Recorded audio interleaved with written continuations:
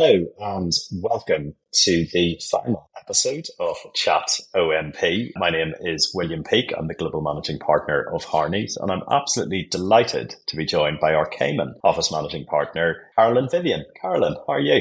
Great, William. Thanks so much for having me. Absolute pleasure. So this is the season finale, Carolyn. We're going to do a Days of Our Lives style cliffhanger before season 2. So absolutely no pressure whatsoever. So we have a few questions that we've asked every office managing partner, and it's generated some really good conversations in the network, both internally and externally. And the first one is one that you could really swing for the fences with around how did you go from where you started to ending up as the office managing partner in Harney's Cayman? Quite the Commonwealth tour, that's for sure. I started off in Sydney, as most people should be able to tell from the accent. And like all good Sydney lawyers, if you want to get ahead in Sydney, you have to do a stint in London.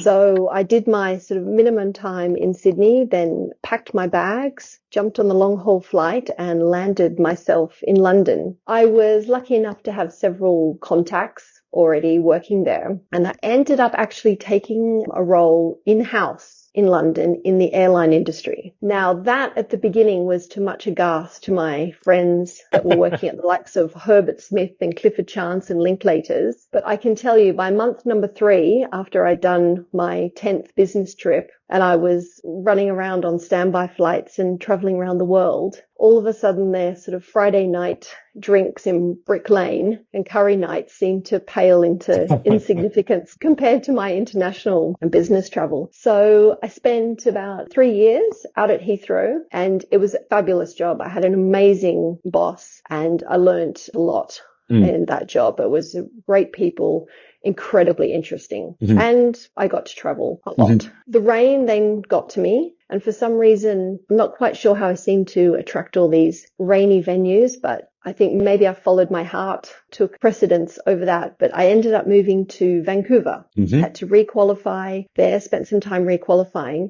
And I worked in Vancouver for 5 years in one of the largest law firms there. How long did the requalification take? Because that's a really big decision to requalify as well at that stage. Yeah, I effectively had to do a whole Canadian law degree again. Wow. So I started doing some studies in London before I moved over. Then I spent about 9 months studying before I started working. And then I had to do a reduced articling period. So it was about 6 months of articling. So the whole thing took me nearly 2 years to fully requalify. That's one hell of a commitment in the middle of your career. That just shows how diligent you are as an individual, Carolyn. So you qualify, you spend 5 years in Vancouver, and then what happens next? Yeah, well, once again, I don't know how I seem to move to these places, but the rain in Vancouver just killed me. Maybe it's growing up in sunny Sydney, but I couldn't deal with the rain anymore. And I'd always sort of seen offshore, you know, working in London, you see all the advertisements for working offshore, working in Bermuda, working in BVI, Cayman, etc. And so I looked into it and started interviewing, remember interviewing in Bermuda, and then an opportunity in Cayman came up. So I jumped at that. And as you've said in other podcasts, like every good expat, I came here for 2 years. Yeah. And that was 16 years ago.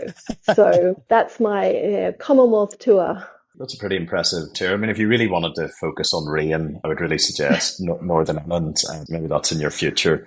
Maybe it's you and I opening up the Chinese Dublin office together. Yeah. That's how rumours start, Carolyn. Certainly got the rain. So you now sit as the office managing partner of Cayman, and obviously you have, a heavy hitting rep on island as a transactional lawyer. How has that transition been for you, and what do you enjoy about those aspects of a different role? Yeah, it is quite different. I think it was Rachel that spoke about that in her podcast, that transition of always concentrating on clients' needs and now being able to concentrate on the needs of the staff.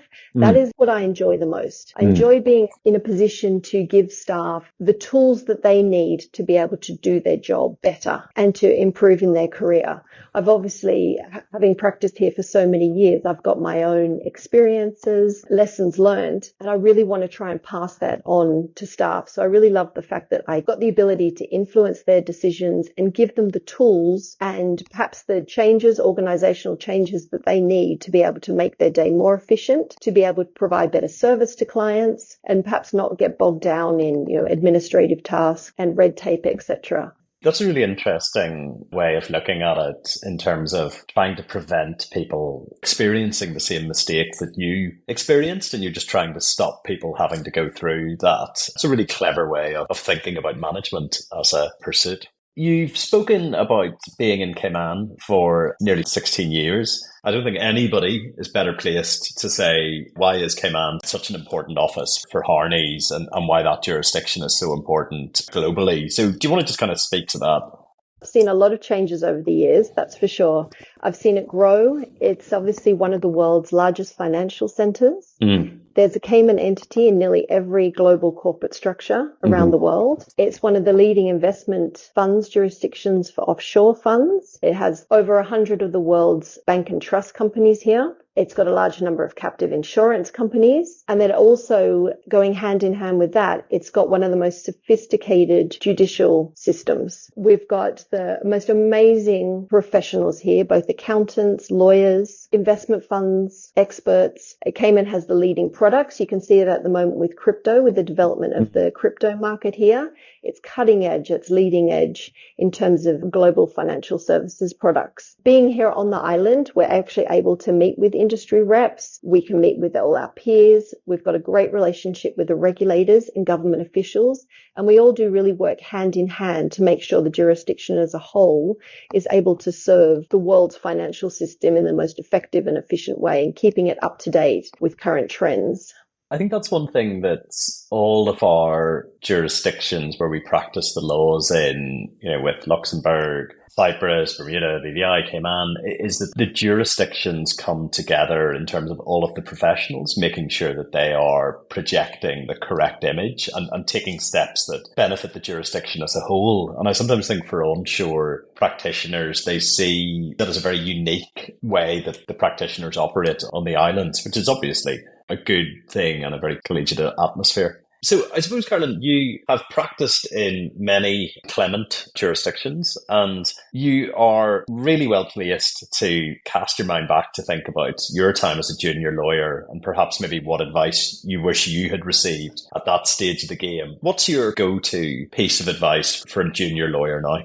Oh gosh, I've actually got so many examples and so many little tidbits. I definitely very much agree with Rachel and Vicky and what they've said in the fact that you've got to have this underlying curiosity to succeed. Thirst for knowledge. You've got to go and have a crack at it first yourself. Go and look it up yourself and try and find the answer before going and seeking other people's help. Again, too, don't be afraid to ask questions. That's something that you can get very overwhelmed by sitting in a room full or on a call with some very senior people, but don't be afraid to ask questions. Very much agree with Tanya of treat all staff equally and remain humble. That's for sure. You're all in it together. You're all a team. You're working together for the same purpose. There's no need to be combative and fight against each other. You've all got the same goal. In terms of the little tidbit of information, I always pass this on to the juniors. It's something very silly, but it's something that someone told me early on. Don't touch a piece of paper more than once. Be efficient. Find a good system, a good habit, and just follow it. I think that is advice that I wish I had heeded.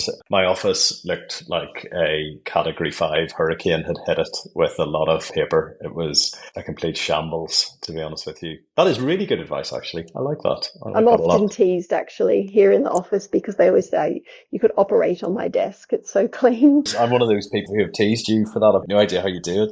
So finally, the question that we always ask is that if you could have dinner with one leading individual, either alive or dead, we can arrange it via a seance, who would that be? Oh, this is actually the easiest question because I would love to have dinner with him. Roger Federer. Oh, yeah, I knew it would be a tennis player. Of course it would. For someone to remain at the top of their game for so long and perform so consistently with the dedication, the diligence, the work ethic that would have required is so admirable. His ability to put something behind him, he's just lost a point, he's lost a set, to be able to put that behind him and look forward and move on was just incredible. His ability to stay at the top of his game and constantly reinvent his game, it was just amazing. If he's one of the 6 people listening to this podcast, then please reach out, Roger. I'm happy to fly to Switzerland. More than happy to have dinner. Yeah, apparently Federer's just a huge fan of Shadow MP. Him and Nadal are just constantly sending in questions. His commencement speech was excellent around his percentage of points wins isn't what anybody would think it was, but it's his ability to reset every time and win the important ones. He's a classy individual. There's no two ways about it. Well, Carolyn, thank you very much for that whistle-stop tour, taking us from Sydney to Cayman via Roger Federer. That was really good fun. Really appreciate it. And that is the cliffhanger for the end of season 1. Will Roger Federer get in touch with Harney's and have dinner with Carolyn?